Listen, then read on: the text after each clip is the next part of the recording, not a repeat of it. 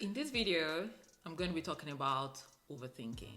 Now, I am an overthinker. Like, I suffer from analysis paralysis. In case you don't know what that is, it's like when you think about something so much that you talk yourself out of taking action. Yeah, that is analysis paralysis. And I have suffered from it for a really long time. I've mentioned it a couple of times on my channel, and I'm going to be sharing steps that I am taking or that I've taken in the past to sort of like get over this analysis paralysis syndrome, so to speak. For a lot of people, myself included, we suffer from overthinking because of a variety of factors. The first being, just ruminating over the past. So let's say something has happened to you in the past, and because of that, you're not able to take actions that you think may result in a similar situation. Sometimes it may not even be about you. It may be something that has happened to somebody that you know, or something that someone else has projected onto you about their own experience about something. And then you hold on to that, and then because of that, you're not able to take steps towards something that you really want to do. So that is one part. Another part of, ruminating over the past could be in the sense that maybe something that has happened to you in the past, but you can't just let go of it. So you're not able to move forward. I'll give you an example. So I'm the type of person that if I did something and I felt like, oh, maybe I shouldn't have answered it that way, I will not be able to move forward unless I have arrived at the right answer of how I think I should have responded in that situation. Like, I would be stuck. So I remember the first time I applied to an accelerator program when I had my startup, and someone had asked a question on the panel and I felt stuck. I knew I didn't answer the question well, and because of that, I knew that we were not going to be accepted into the accelerator.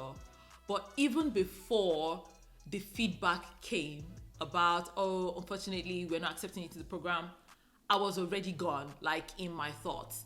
And all I kept trying to do instead of moving forward is to answer the question right. Like, what should I have said when this guy asked this question? And some of us, we do that even with like job interviews. We just can't let go because we feel like we've done something that we shouldn't have done, or we've expressed ourselves in a way that we shouldn't have expressed ourselves, or we've answered the question, wrongly, and then we're not even able to move forward. So the other part is that we suffer from anxiety about the future, and we are afraid of either failure, of disappointing people, of embarrassing ourselves. We keep thinking, what will people say? There's also the aspect of, am I good enough? Because even sometimes when you've been recognized for something, let's even say a promotion at work, you've gotten a promotion, and instead of you to be excited about this new opportunity, you start to worry about all the responsibilities that come with the opportunity, and you're not even allowing yourself to enjoy it, and you're thinking, oh my gosh, this is going to be like a lot of responsibility, and am I good enough? Oh, I need to do this and that and that. And you just spend so much time in your head thinking about so many things. So these are some of the reasons why I think that when we overthink, we miss out on a lot of opportunities. And I will say that I have missed out on a lot of opportunities. And just recognizing that I do this sometimes is one of the reasons why I was able to take steps towards, getting better at just not doing this anymore, or finding ways around it. So this takes me to the first step. I don't think you can fix what you don't know. So you need to know if you're an overthinker. You need to be aware of situations where you think that you regularly find yourself overthinking. Sometimes you may find a common trigger there. For some people, it may be fear of poverty, right? So, for example, you don't want to lose money. So therefore, when you are in a situation where there's money to be made, but there's also equal risk, right? You're like, man, I just can't do this. So you need to be aware of whether or not you're an overthinker, the triggers that make you overthink.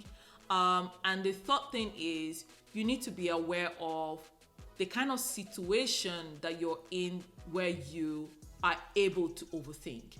So for someone like me, because I live alone and I do spend a lot of time by myself, I know that when I'm alone, when I'm not doing anything, it's the time I have to overthink. So when you are aware of, if you are an overthinker, when you are an overthinker, the triggers for you, that will now help you to think about like next steps.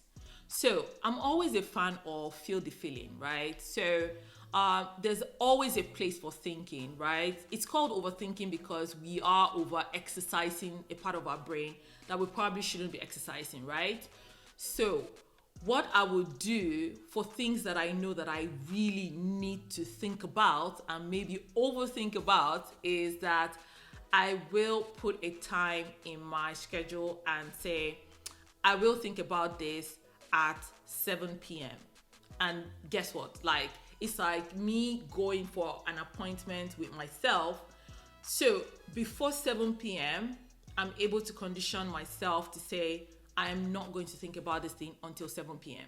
I'm going to get through my day, and then when I get home after dinner is when I'm going to think about it. And it's like, it works for me. And then when I'm ready to actually start to think, it's like I'm going deep, into my head about the things that I need to think about or the decision that I need to make, right? So schedule a time to actually do your overthinking. Don't do it everywhere. Another thing that has helped me is I start to think about decisions that I need to make or actions that I need to take. Like, is this a permanent decision? Like, I can absolutely not reverse this decision after I say yes to it? Or is this something that I can change my mind on if I don't want to go in this direction anymore, right?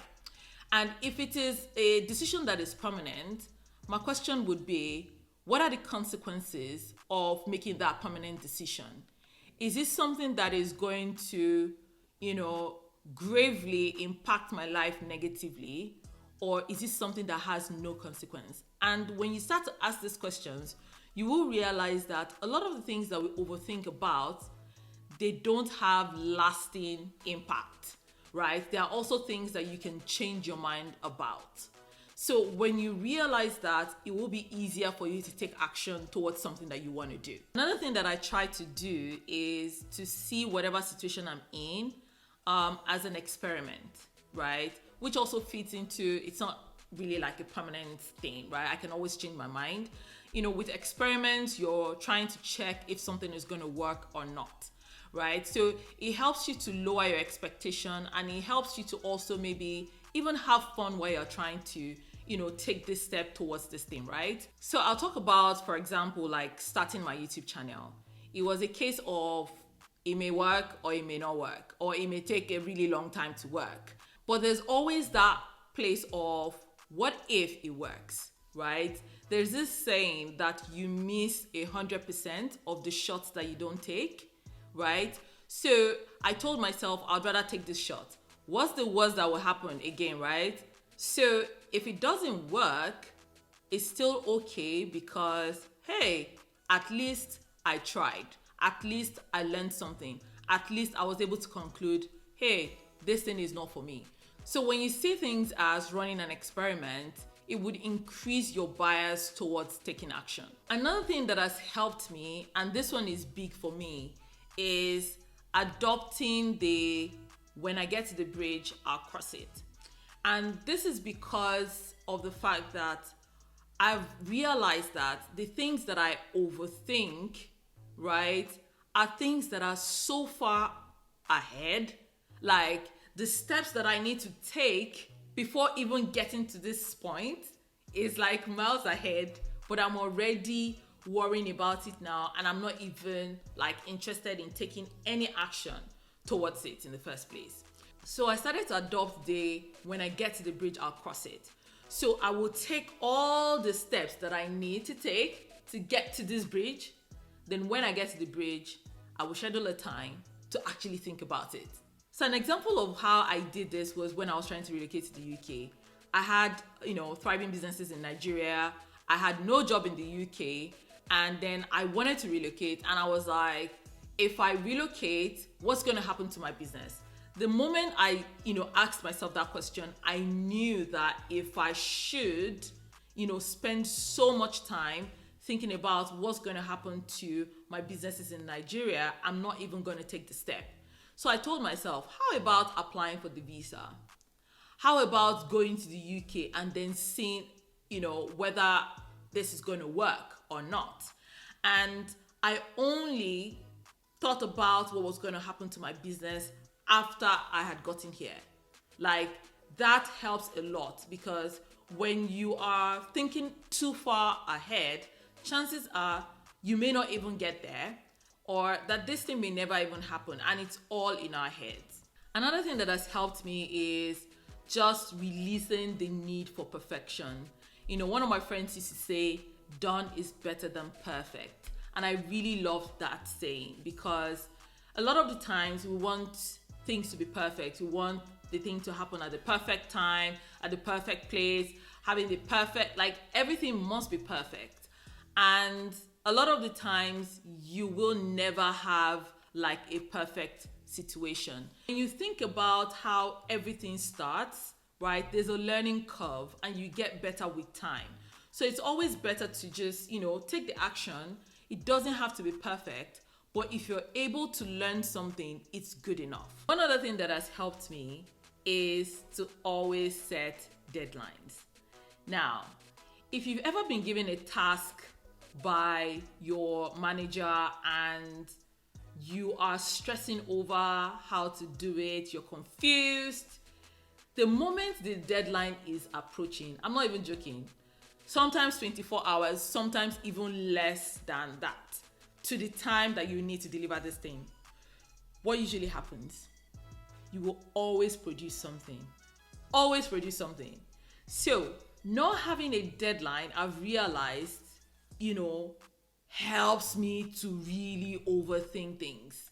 But once there's a deadline, I know I need to take an action or make a decision at a particular time. So even if what I have to do doesn't have an external deadline, I create one for myself and tell myself I have to do this by this particular time. It helps me to create urgency. And at the end of the day, I know that I have to make a decision by this deadline. Lastly, my motto for this year has been do it afraid. Feel the fear, but do it anyways. Because really, what's the worst that will happen? And this, I would say, has been a major driver for me this year especially. I started my YouTube channel this year because I was like, hey, I'm just gonna do it anyways. I was afraid of, putting myself out there.